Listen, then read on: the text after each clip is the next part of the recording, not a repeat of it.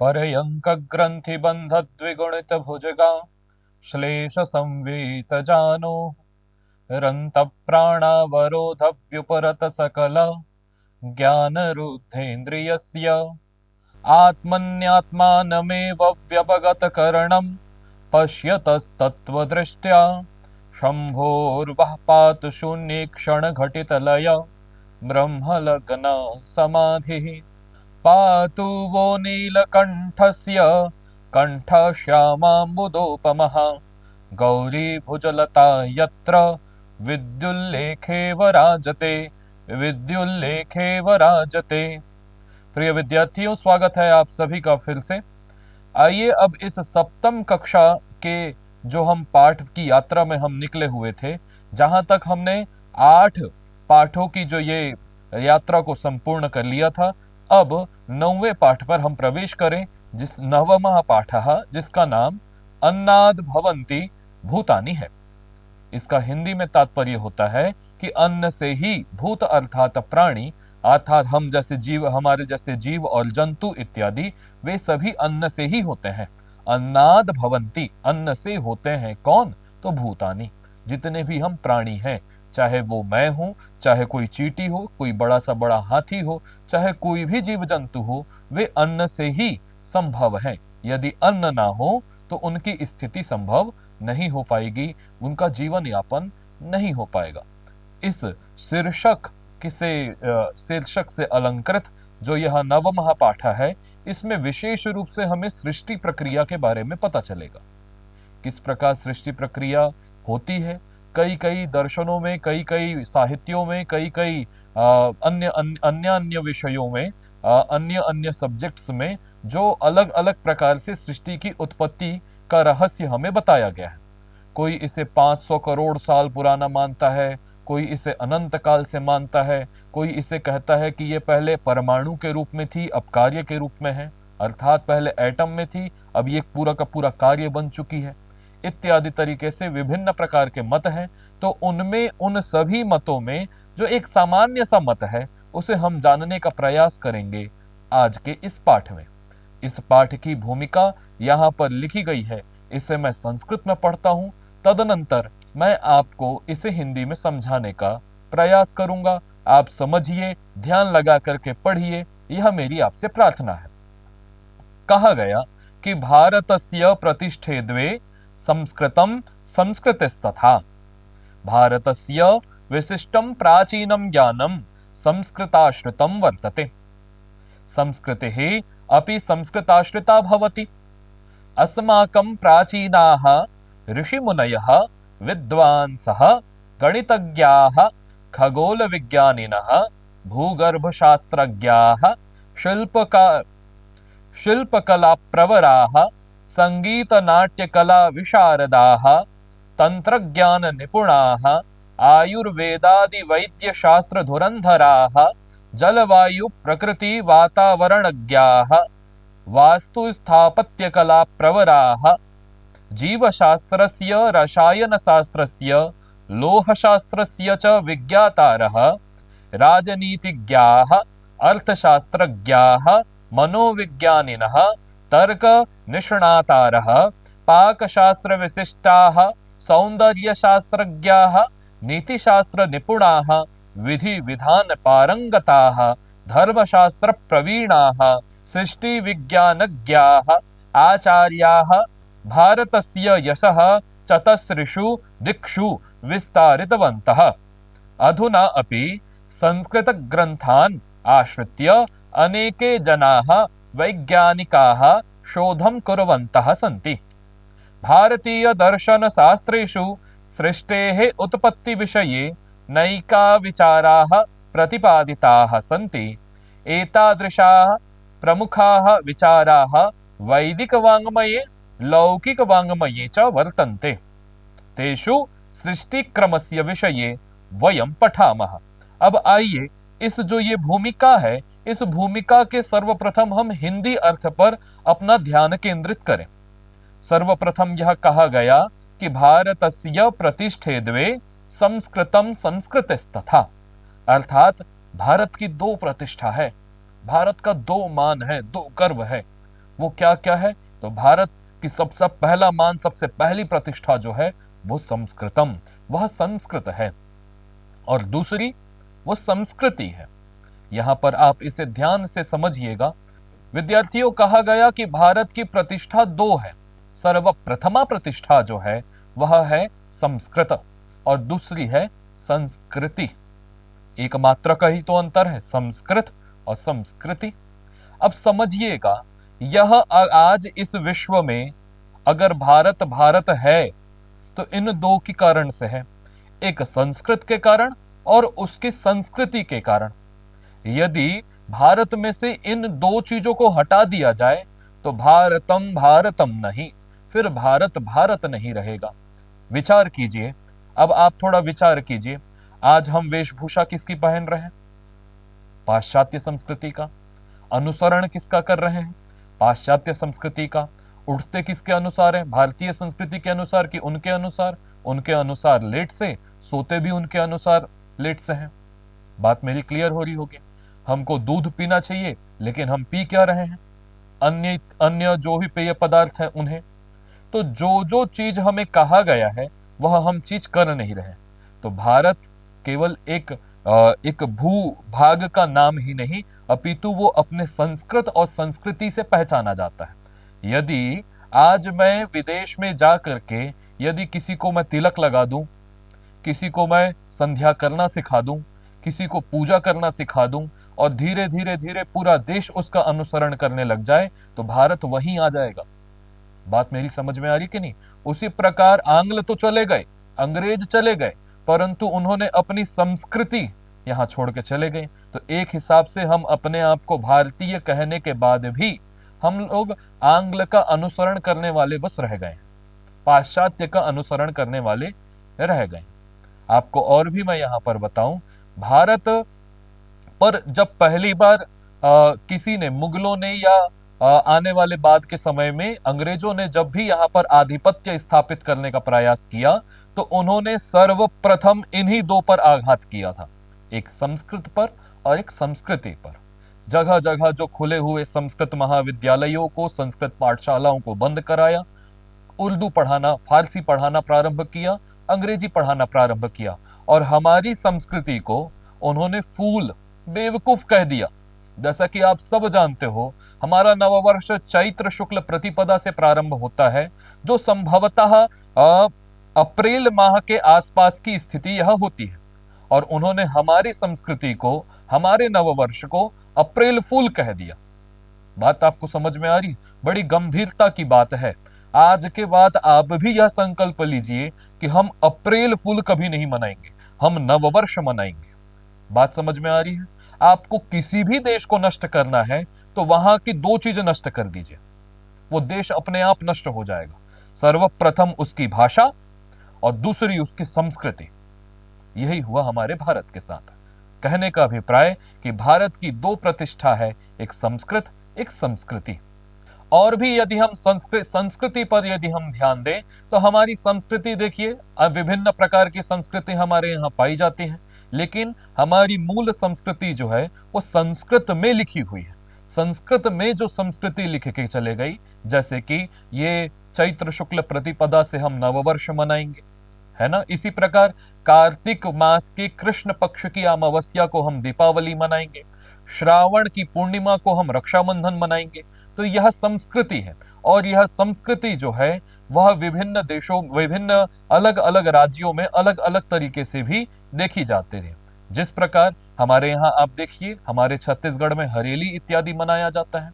हमारे छत्तीसगढ़ में जो है आप देखिएगा कमरछठ इत्यादि पर्व को मनाया जाता है। हमारे यहाँ तीजा मनाया जाता है, पोला मनाया जाता है, पोला या पोरा दोनों कहते हैं उसे, इत्यादि तरीके से अलग अलग जगह संस्कृति समाविष्ट है। परंतु ध्यान देने योग्य क्या है बात विद्यार्थियों, कि ये सारी की सारी संस्कृति किस भाषा में है? संस्कृत भाषा में। यदि संस्कृत ना हो तो ये संस्कृति का ज्ञान हमें कौन कराता? तो हम कह सकते हैं कि सारी की सारी संस्कृति जो है वो संस्कृत पर आधारित है। इसीलिए कहा गया भारतस्य प्रतिष्ठे द्वे संस्कृतम संस्कृतिस्तथा।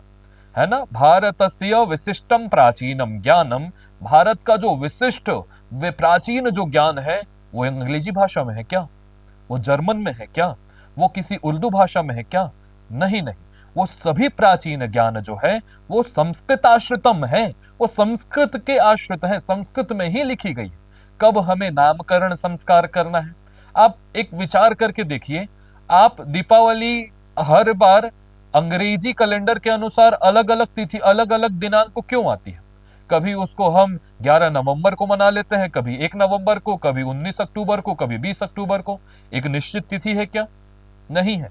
क्यों नहीं है? क्योंकि वो आंग्ल भाषाश्रित नहीं है, वो संस्कृत भाषाश्रित है, वो सनातन धर्माश्रित है। इसलिए हम हिंदी माह के अनुसार जिस दिन चैत्र, जिस दिन कार्तिक मास, जिस दिन शुक्ल, जिस दिन कृष्ण पक्ष, जिस दिन अमावस्या, उस दिन हम दीपावली पर्व मनाते हैं। इस प्रकार से विद्यार्थियों हम कह सकते हैं कि भारत का जितना भी प्राचीन ज्ञान है, वो प्राचीन नहीं आधुनिक भी मैं कहता हूं, प्राचीन आधुनिक ज्ञान जो भी है वो संस्कृत आश्रित ही है। आधुनिक ज्ञान भी संस्कृत के आश्रित हुए बिना निरर्थक है। जितने भी आज हमको एविडेंस मिलते हैं, जितने भी हमको प्रूफ मिलते हैं, वे सब किस में लिखे हुए हैं? संस्कृत भाषा में। कोई अभिलेख मिला, कोई प्राचीन कोई भी चीजें हमें मिली, सब किस में मिलती हैं? संस्कृत में मिलती हैं। लिपियां अलग हो सकती हैं, कोई पांडुलिपि में लिखा हुआ है, कोई ब्राह्मी में लिखा हुआ है, परंतु लिखा वो संस्कृत में होता है अधिकतर, है ना। उसके बाद प्राकृत इत्यादि में मिलते हैं जो संस्कृत का ही अपभ्रंश है। यदि आज हम हिंदी में भी बात कर पा रहा हूं तो यह भी तो संस्कृत का ही अपभ्रंश है। पठती का पढ़ना हो गया, लिखती का लिखना हो गया, बस यही तो है।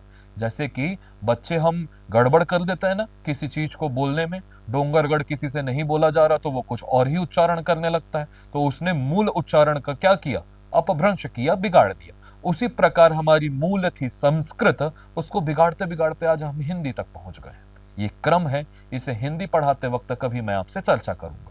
संस्कृति ही अपि संस्कृताश्रिता भवति। जो संस्कृत है ना, संस्कृति जो हमारी है, हमारी संस्कृति भी वो संस्कृत आश्रिता है, कहने का अभिप्राय, ठीक है ना। इसके बाद आप देखिए इस पूरे आप पैराग्राफ में आप देखिएगा, मैं आपका ध्यान केंद्रित करूं यहां पर, आप यहां पर अस्माकम से लेकर के आप थोड़ा नीचे आ जाइए, और नीचे आते आते आप यह विस्तारित वंतः यहां पर ध्यान दीजिएगा, है ना। कहा गया कि भारतस्य यशः चतस्रिषु दिक्षु विस्तारितवन्तः। आप नीचे वाले लाइन पर पहले ध्यान दीजिएगा, इसे आप समझिएगा, पूरा पैराग्राफ आपको समझ में आ जाएगा।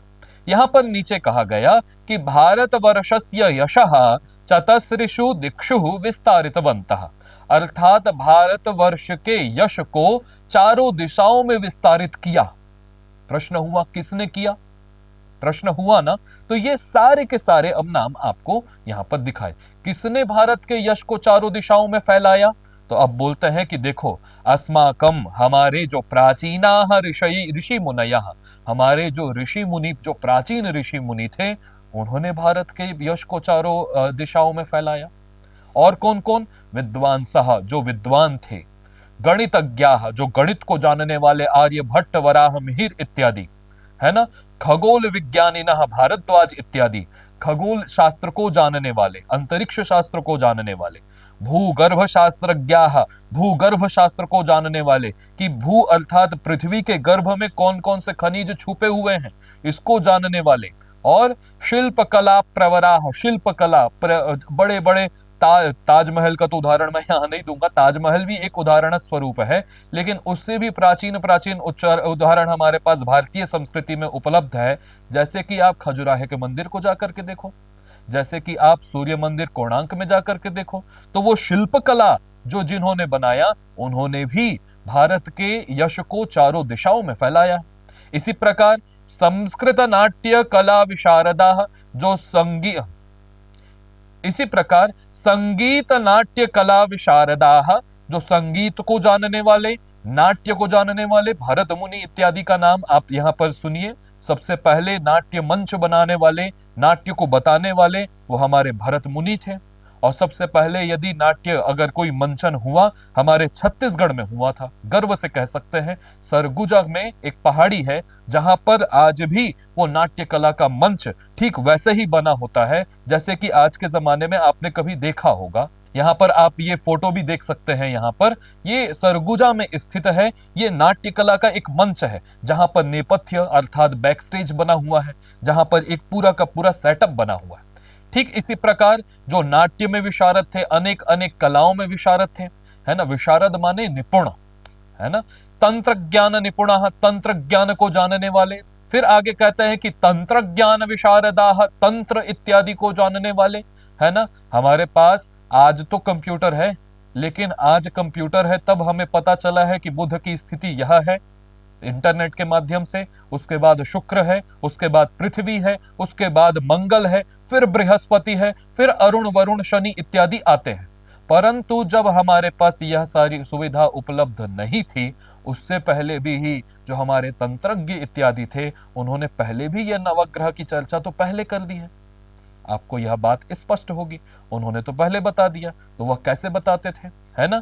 आयुर्वेदादि वैद्य शास्त्र धुरंधरा, आयुर्वेद इत्यादि शास्त्रों को जानने वाले, आयुर्वेद को जानने वाले, चरक संहिता को जानने वाले, सुश्रुत संहिता को जानने वाले अनेक सारे जो धुरंधर थे, जिन्होंने आज जो यह प्रैक्टिकल हम करते हैं उन्होंने बहुत पहले करके दिखा दिया।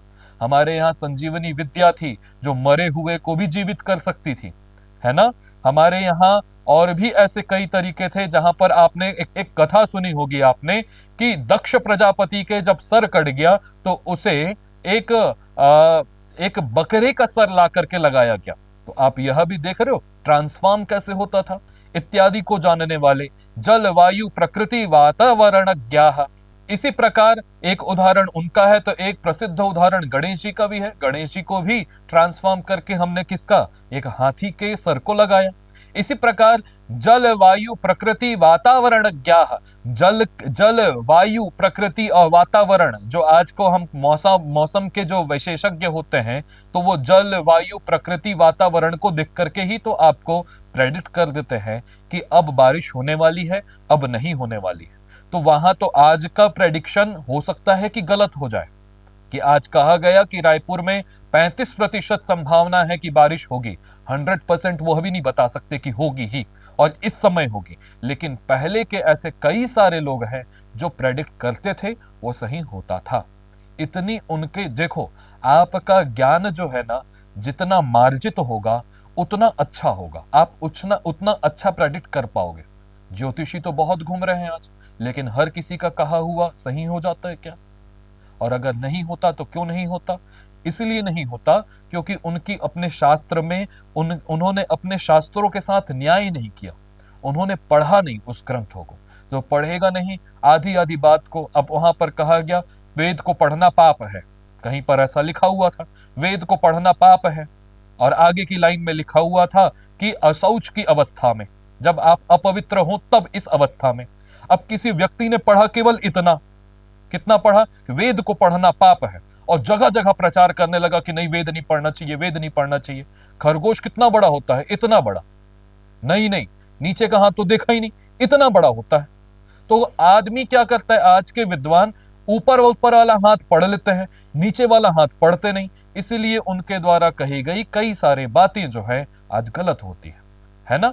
इसी प्रकार वास्तु स्थापत्य कला प्रवराह, वास्तु और स्थापत्य घर कैसे बनाना है, कितना बनाना है, वो वास्तु इत्यादि को जानते थे। आज इसीलिए सोने की लंका खड़ी हो गई थी, है ना। इतने बड़े बड़े बड़े बड़े, आज आप देखेंगे तो आश्चर्यचकित हो जाएंगे कि इतने प्राचीन प्राचीन स्मारक हमारे यहाँ आज भी समुपलब्ध है, जो आज के वैज्ञानिक उतनी मजबूती से नहीं बना सकते जितना पहले का बना हुआ है। इसी प्रकार और जीव शास्त्रज्ञ, बायोटेक्नोलॉजी को जानने वाले, है ना। इसी प्रकार रसायन शास्त्रज्ञ, भौतिकी इत्यादि को जानने वाले, लोह शास्त्रस्य ज विज्ञातारः, लोह शास्त्र को जानने वाले, लोह माने लोहा इत्यादि के, राजनीतिज्ञ, चाणक्य इत्यादि राजनीति शास्त्र को जानने वाले चाणक्य हो गए। इसके अलावा मनुस्मृति में भी 7वें अध्याय में राजनीति के संपूर्ण विषय का विश्लेषण किया गया। इसी प्रकार अर्थशास्त्र को जानने वाले, मनोविज्ञान को जानने वाले, तर्क निष्णातारः, तर्क शास्त्र को जानने वाले, न्याय शास्त्र, वैशेषिक शास्त्र, हमारे यहाँ गौतम मुनि हुए, हमारे यहाँ जिन्हें अक्षपाद कहा गया, हमारे यहाँ कणाद हुए, हमारे यहाँ विश्वनाथ पंचानन हुए। तर्क शास्त्र निष्णातारः, तर्क शास्त्र को जानने वाले, चाहे वो गौतम ऋषि हो जिनकी रचना न्याय सूत्र थी, चाहे वह कणाद ऋषि हो जिन्होंने वैशेषिक सूत्र की रचना की, उसी प्रकार आने वाले काल में जो हमारे विश्वनाथ पंचानन न्याय सिद्धांत मुक्तावली को लिखने वाले, इसी प्रकार आधुनिक में आप देखेंगे तो केशव मिश्र जिन्होंने तर्क भाषा लिखी, अन्नम भट्ट जिन्होंने तर्क संग्रह लिखी, इत्यादि न्याय शास्त्र को जानने वाले जो ये तर्क शास्त्र निष्णात आ रहा। आप तर्क को समझिए, जब तक आप तर्क नहीं करेंगे, तर्क और कुतर्क में एक छोटी सी रेखा होती है, आज व्यक्ति को उस रेखा का ध्यान रखना चाहिए, तर्क कुतर्क में नहीं बढ़ना चाहिए। तर्क के बिना आपको ज्ञान संभव नहीं। आप जब तक यह तर्क नहीं करेंगे कि जिस प्रकार यह एक घड़ा एक कार्य था, तो इसका निश्चित रूप से कारण भी कोई ना कोई होगा, कार्य को बनाने वाला कोई ना कोई निश्चित होता है।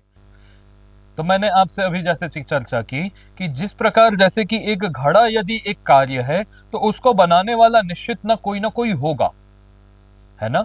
इसी प्रकार यदि यह वस्त्र यदि कार्य है तो इसको बनाने वाला भी कोई ना कोई होगा। कहने का अभिप्राय, यदि कारण हमको दिख रहा है तो हम कार्य का अनुमान कर सकते हैं। यह न्याय शास्त्र तर्क कर सकते हैं ना कि यदि ऐसा देखो भाई, अगर कपड़ा था तो कपड़े को बनाने वाला भी कोई था, तर्क हम कर रहे हैं। अगर घड़ा था तो घड़े को बनाने वाला भी कोई था। उसी प्रकार पृथ्वी है तो पृथ्वी को भी बनाने वाला कोई ना कोई होगा। अगर घड़े को बनाने वाला कुंभकार है, अगर वस्त्र को बनाने वाला अगर वस्त्रकार है, अगर स्वर्ण को बनाने वाला स्वर्णकार है, उसी प्रकार इस पृथ्वी को बनाने वाला भी सर्वकार है। सब सर्वकार माने सबको बनाने वाला वह ईश्वर, निश्चित रूप से उसकी स्थिति होगी। तो हमने तर्क के द्वारा जो है हमने यहाँ पर ईश्वर की सिद्धि की कि ईश्वर भी है, क्योंकि पृथ्वी रूपी कार्य तो हमको दिखाई देता है। इसी तर्क के कारण ही हमने यह बताया कि देखो भाई, ये सूर्य है तो सूर्य के बाद बुध होगा, बुध से इतनी दूरी में यह होगा, इतनी दूरी में यह होगा। तो हमने यह कैसे बताया? तर्क के द्वारा ही बताया। बात समझ में? लेकिन तर्क जो है वो कुतर्क में कब बदल जाता है वह आपको पता नहीं चलेगा। उस सीमा का निश्चित रूप से ध्यान दिया कीजिए। क्यों का क्योंकि आंसर नहीं होता। क्यों क्यों क्यों क्यों पूछते चले जाओ, इसका उत्तर आपको अंत तक नहीं मिलेगा। जैसे कि तर्क की ही मैं बात करूं तो राम जी के पिताजी का नाम दशरथ, दशरथ जी के पिताजी का नाम अज, अज के पिताजी का नाम क्या, उनके पिताजी का नाम क्या, उनके पिताजी का नाम क्या, फिर रावण के पिताजी का नाम क्या, विश्रवा के पिताजी का नाम क्या। तो ये क्यों का उत्तर, क्या का उत्तर कभी नहीं होता। तो तर्क और कुतर्क, इसमें थोड़ा सा अंतर है। तर्क वही करो जहां सार्थक चीज आपको फल स्वरूप आपको प्राप्त हो, अन्यथा नहीं। इसी प्रकार पाक शास्त्र विशिष्टाः, पाक शास्त्र अर्थात पाक माने बनाना, तो ये जो भोजन इत्यादि बनाने में जो विशिष्ट स्थान रखने वाले लोगों ने भी कई सारे ऐसे हुए जो अच्छा भोजन क्या खाना है क्या नहीं खाना है इत्यादि शास्त्रों को बताने वाले पाक शास्त्र है हमारे यहाँ। सौंदर्य शास्त्रज्ञ, सौंदर्य शास्त्र को बताने वाले, जो आज का साहित्य है वो सौंदर्य शास्त्र के अंतर्गत आ जाता है। साहित्य अभिज्ञान शाकुंतलम कालिदास जी का, इसी प्रकार और भी कई सारे ग्रंथ है, स्वप्नवास दत्तम भास जी का। तो कालिदास इत्यादि इतने महान महान कवि हमारे यहाँ हुए जिन्होंने भारत के यश को पूरे विश्व में फैलाया है। और मैं आपको यह भी बताऊं कि कालिदास जी के एक ग्रंथ है मेघदूत, मेघदूतम का नाम आपने सुना होगा। उस मेघदूतम की रचना हमारे छत्तीसगढ़ में ही हुई थी। सरगुजा में जो रामगढ़ की पहाड़ियां आज जो मशहूर हैं, वही रामगढ़ को किसी समय में रामगिरी कहा जाता था। यह इस रामगिरी को, उस रामगढ़ की पहाड़ियों को कालिदास जी ने अपने मेघदूत के प्रारंभ में ही स्मरण किया और बोलते हैं कि स्निग्धक्षाया तरुषु वसतिम रामगिर्याश्रमेषु, रामगिरी आश्रमेषु कश्चित यक्षः वसतिम चक्रे। कोई रामगिरी आश्रम में कोई यक्ष निवास किया करता था। वह रामगिरी जिसका वर्णन कर रहे हैं, हम गर्व से छत्तीसगढ़ के निवासी होने के कारण कह सकते हैं कि वह रामगढ़ की पहाड़ी हमारे छत्तीसगढ़ के सरगुजा जिला में स्थित है। इसी प्रकार आप जितने भी ऋषि मुनियों के नाम सुनेंगे वे कहीं ना कहीं छत्तीसगढ़ में छत्तीसगढ़ में होने के उनके साक्ष्य प्राप्त होते हैं। जैसे श्रृंगी ऋषि। श्रृंगी ऋषि जो है वो राम जी के एक हिसाब से जो है वो राम जी के जो बहन है शांता मैया उनके पति थे। उन्हीं श्रृंगी ऋषि से ही यह महानदी जो आज उत्पन्न हुई है, जो आप इनकी स्थिति आज आप देखेंगे तो सिहावा में आपको इनकी स्थिति मिलेगी। यहाँ चित्र के माध्यम से भी मैं दिखाना चाहता हूं कि सिहावा में आप जाइएगा, सिहावा नगरी, तब वहां पर श्रृंगी ऋषि का और शांता मैया दो अलग अलग गुफाओं में आपको देखने को निश्चित रूप से मिलता है। इसी प्रकार अगस्त्य ऋषि का आश्रम भी वहीं आपको मिलेगा। वाल्मीकि ऋषि बलौदा बाजार के तुलतुलिया में बड़े प्रसिद्ध हैं ही, जहां लव कुश का जन्म हुआ। जब लव कुश का जन्म यहाँ हुआ है तो निश्चित रूप से सीता मैया भी तो यहीं रही होगी। ऐसा भी कहा जाता है, इसकी बात की मैं पुष्टि नहीं करता, कि भगवान ने अपना अधिकांश समय वनवास का इस छत्तीसगढ़ में ही व्यतीत किया। परंतु इसका एक दूसरा पक्ष भी है जिस पर चर्चा कभी हम आने वाले समय में करेंगे। इसी प्रकार नीति शास्त्र निपुण, नीतियों को जानने वाले, क्या करना चाहिए क्या नहीं करना चाहिए। नीति शास्त्र की बात करते ही विद्यार्थियों जो सर्वप्रथम नाम मेरे मस्तिष्क में आता है वह भर्तृहरि जी का है। भर्तृहरि जी ने ना जाने नीतियों की कितनी अच्छी अच्छी बात की। आपने पिछली कक्षा जो छठवीं में जो सूक्तियां पढ़ी थी वो अधिकतर सूक्तियां जो है वो भर्तृहरि जी की थी। विद्या धनम सर्वधन प्रधानम विद्या विहीनः पशु, है ना। हमको ये सारी बातें जो है वो उन्हीं से कहा गया था ना कि विद्या ददाति विनयम विनयादयाति पात्रताम पात्रत्वा धनमाप्नोति धनात् धर्मः ततः सुखम इत्यादि जो यह श्लोक भी आपने पढ़ा वे भी सब भर्तृहरि जी के नीति शतक में लिखा गया है। इसी प्रकार नीति शास्त्रज्ञ के बारे में हम और जानेंगे तो नारायण पंडित हुए, है ना। नीति की बातों को उन्होंने हितोपदेश जैसे छोटे छोटे ग्रंथों के माध्यम से बताया। विष्णु शर्मा हुए जिन्होंने पंचतंत्र के माध्यम से बड़े बड़े नीति की बात को बताए। किम कर्तव्यम किम ना कर्तव्यम, क्या करना चाहिए क्या नहीं करना चाहिए, इसके बारे में जो बताया वही तो नीति बता रहे हैं ना, कैसे जीना है। इसी प्रकार विधि विधान पारंगता, क्या विधि है क्या विधान है इत्यादि जो है, यज्ञ कैसे करना चाहिए, दिन को हमें कैसे प्रारंभ करना चाहिए, हर एक कार्य की एक विधि होती है।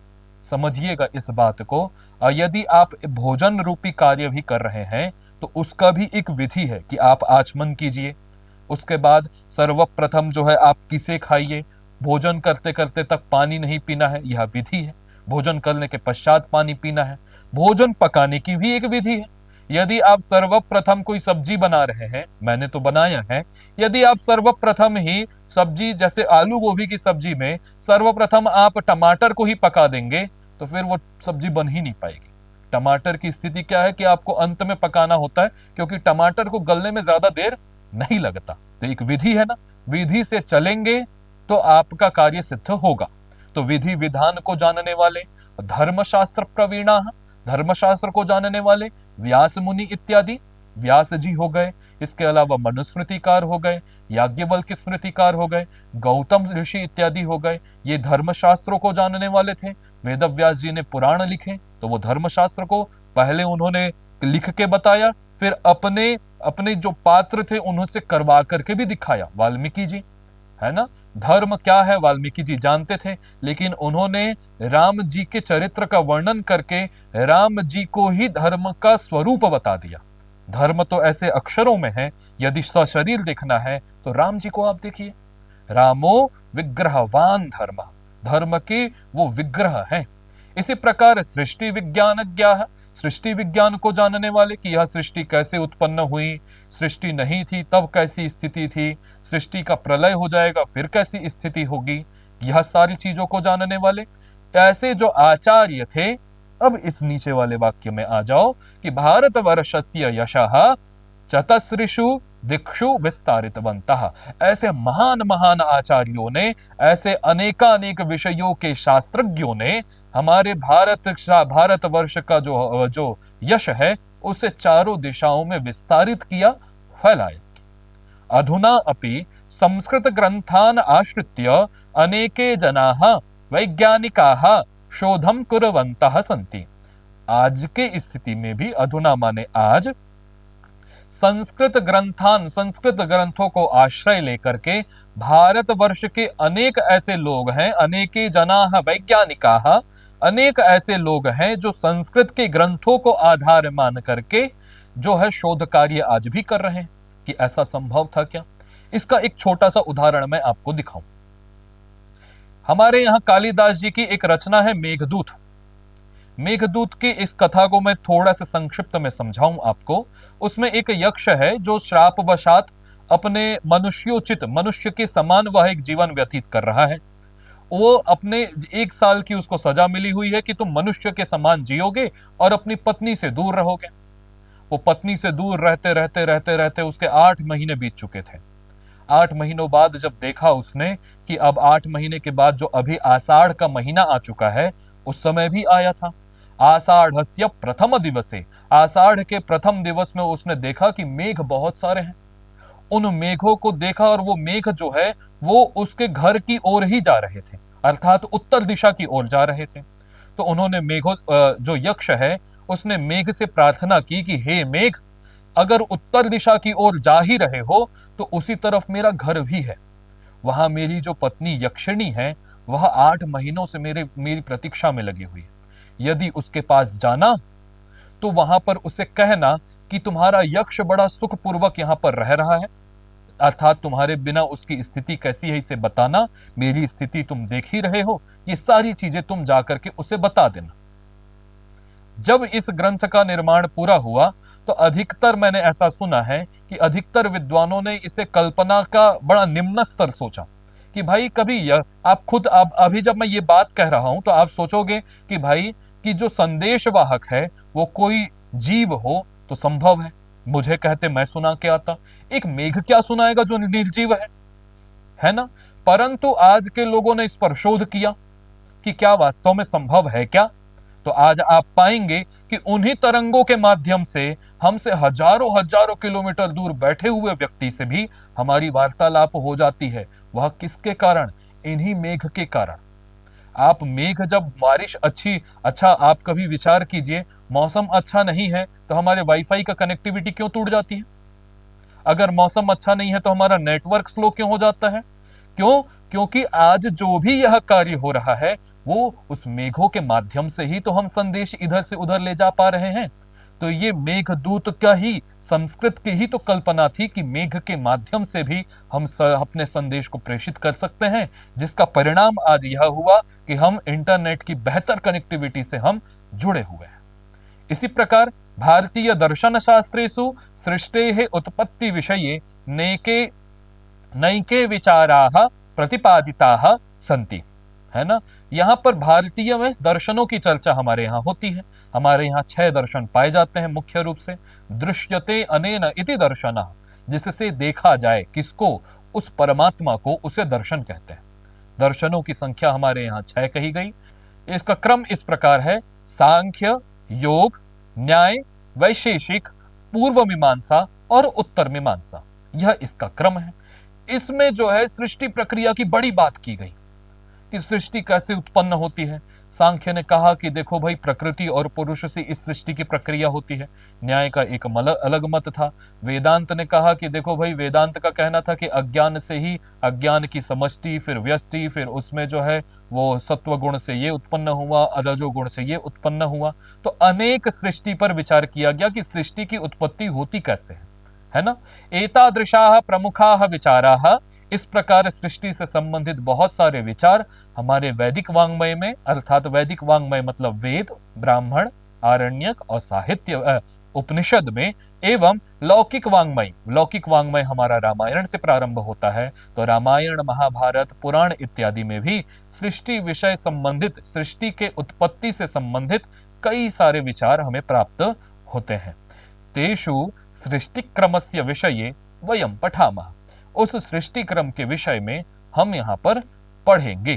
तो आइए, एक पाठ है जिसमें एक माता और पुत्री के बीच में एक संवाद हो रहा है। उस संवाद के माध्यम से हम सृष्टि क्रम के विषय में थोड़ा जानने का प्रयास करें। पूर्व की भांति ही सर्वप्रथम मैं संस्कृत जो मूल है इसे मैं आपके सामने में इसका उच्चारण करूंगा, पढ़ूंगा।